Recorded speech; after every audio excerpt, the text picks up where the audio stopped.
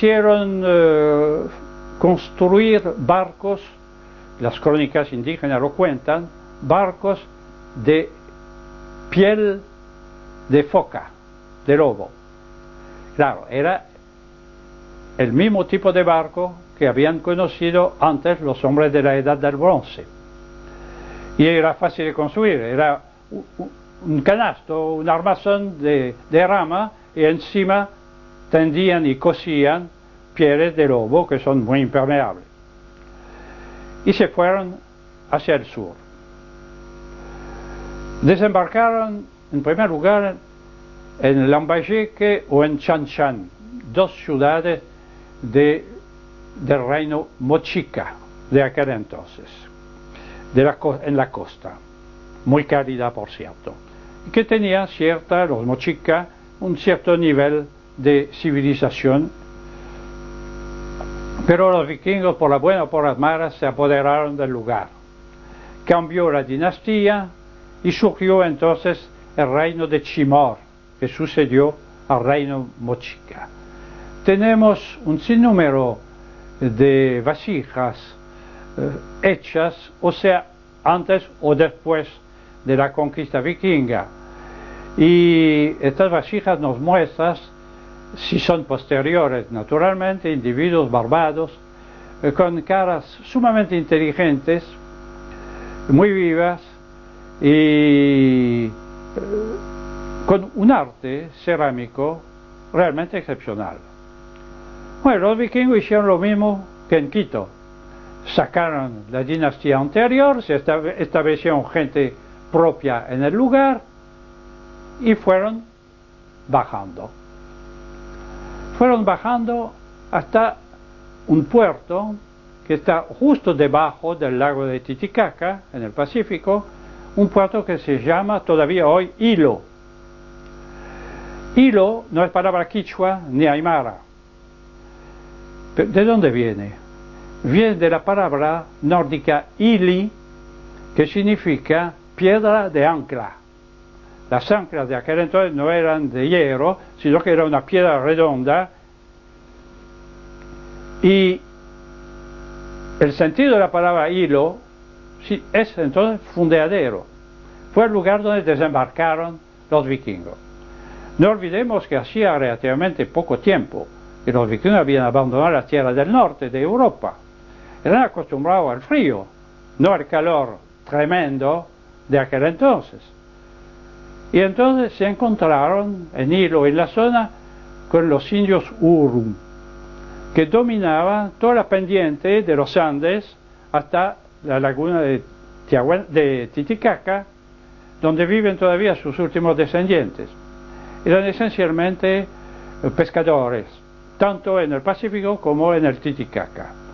Buena gente, no guerrera, se arreglaron perfectamente con ella, los recién llegados, y los indios les dijeron, pero allá arriba hace frío.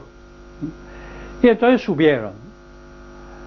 Llegaron a Tiahuanacu, donde tuvieron la sorpresa de su vida, porque se encontraron con blancos.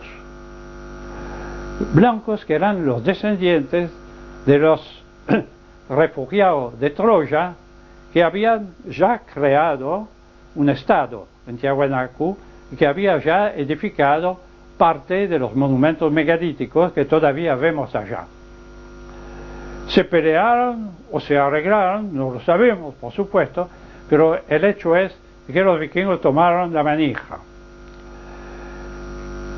completaron las construcciones megalíticas anteriores y se expandieron hacia el norte, hacia el Cusco donde todavía se habla el quichua. En aquel entonces se hablaba el aymara del sur, formaba parte de la zona de los indios aymara o coya del sur.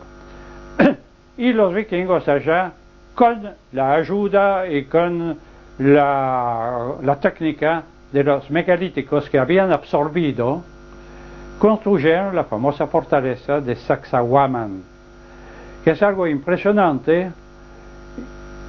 Hasta nos resulta difícil entender por lo que queda de la importancia que tenía, aunque es impresionante este resto.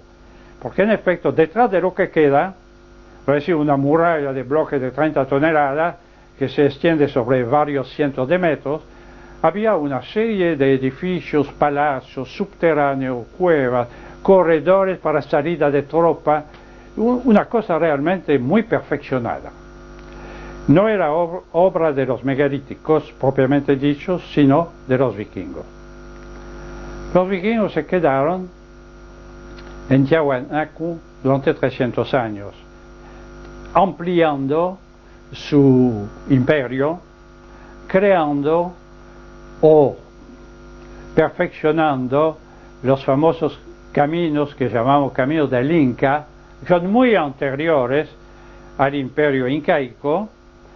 Los incas los ampliaron, sí, pero existían antes, hay todavía tramos intactos, y civilizaron, digamos, toda esta región, organizándola en la forma que ellos tenían acostumbrado en Europa, una forma pre-feudal. En cada ayllu, es decir, comunidad indígena, colocaban uno de los suyos, el señor feudal local, que tenía a su cargo la defensa y la explotación de las tierras y de la gente. Así que el imperio vikingo de Tiahuanacu estaba hecho de una constelación de comunidades indígenas al mando de uno o dos blancos con sus respectivas familias, por supuesto. Llegó un momento muy curioso. Sobre el final del siglo XIII apareció en Tiahuanacu un hombre muy extraño, diferente de los viracochas, como dicen todavía los indios cuando hablan de los blancos, y especialmente de los blancos de tipo nórdico rubio. Viracocha fue el nombre del jarl que mandaba a los vikingos cuando desembarcaron en Hilo. Después fue divinizado. Las crónicas indias nos lo presentan en dos aspectos. Por un lado es el jefe de guerra y jefe político, por otro lado es el creador del cielo, la tierra, las estrellas, la luna, el sol, etc. Y se convierte en el dios sol, lo que será el dios sol de los incas. Anteriormente no. Pero como hombre, como jefe de guerra, Viracocha lleva en las crónicas indígenas recogidas por los españoles muy tarde un nombre vikingo. Viracocha, yo lo he experimentado 20 veces, de hacer pronunciar este nombre a un indio aymara o a un indio quichua. Todos lo pronuncian Virkosh. Virkosh. Sabe que los indios bolivianos tienen la particularidad de no pronunciar correctamente nada. Inclusive para nosotros es difícil entenderlos a menudo. Hasta la gente culta y la gente del campo que habla español es prácticamente incomprensible para nosotros. Virkoch significa en antiguo nórdico el hombre dios. Vir, vir, es la misma palabra, él ahí son la misma vocal en aymara y en quichua, es el mismo vir latino, es el varón castellano, es el hombre libre, el hombre de alma llevar.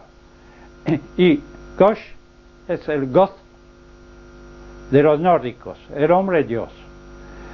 Pero a finales del siglo XIII aparece un hombre muy diferente, muy diferente. Lo conocemos perfectamente porque en toda su apariencia, porque en efecto hay todavía en Tiahuanacu, en la ruina de Tiahuanacu, hay desde que fue saqueada miserablemente, primero por los buscadores de tesoro en la época de la conquista, después por los mismos bolivianos que utilizaban el lugar, el ejército boliviano como campo de tiro, después por los ingenieros del ferrocarril de La Paz a Guayca que rompían estatuas, columnas, etcétera, para hacer el balasto de la vía, y después por el famoso arqueólogo Poznański, que reveló al mundo la existencia de Tiahuanaco, pero que saqueó Tiahuanaco y llenó los museos alemanes de piezas que había extraído del lugar. Bueno, este hombre lo conocemos porque uno de los monolitos que subsisten allá, todo el mundo allá, los blancos y los indios, lo llaman el fraile. ¿Por qué el fraile? Es un nombre extraño. Aquí tiene el fraile.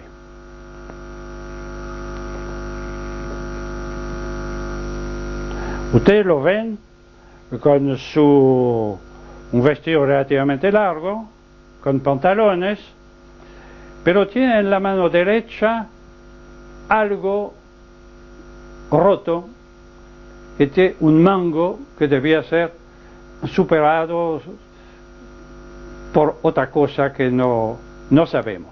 Y en la mano izquierda tiene un breviario medieval con el cierre metálico, hasta se ven perfectamente las bisagras.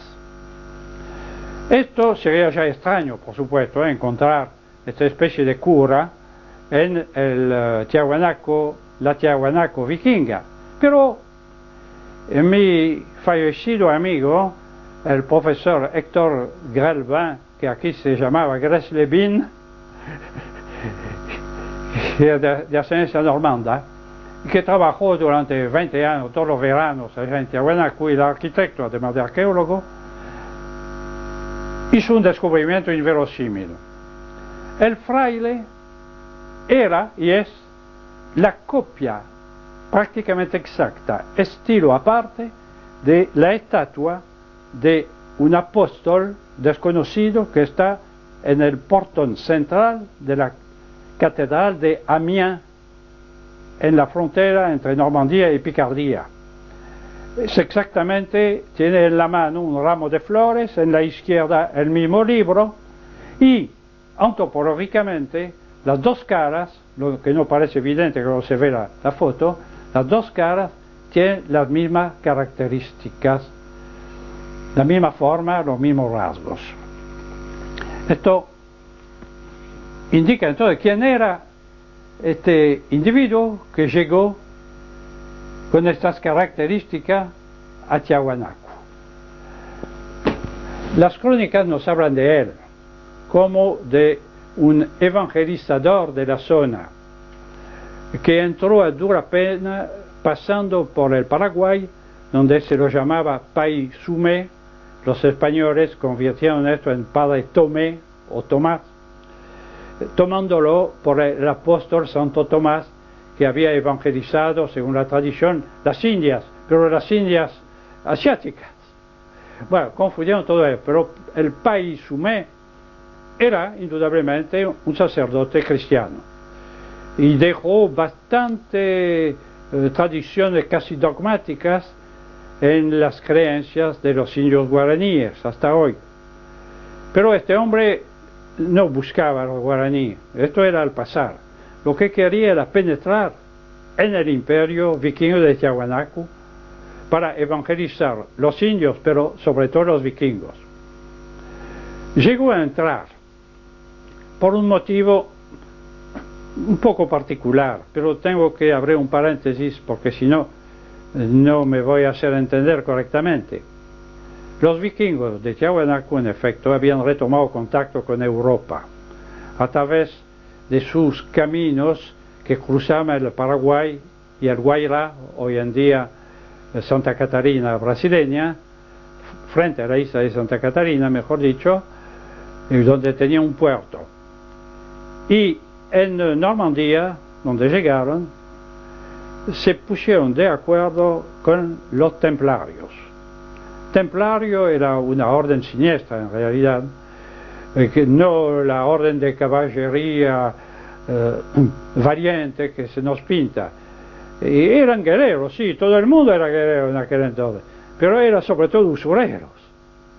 Prestaban plata a interés a todo el mundo, y sobre todo a los obispos y al mismo rey, entre paréntesis, lo que les costó bastante caro después. Bueno, pero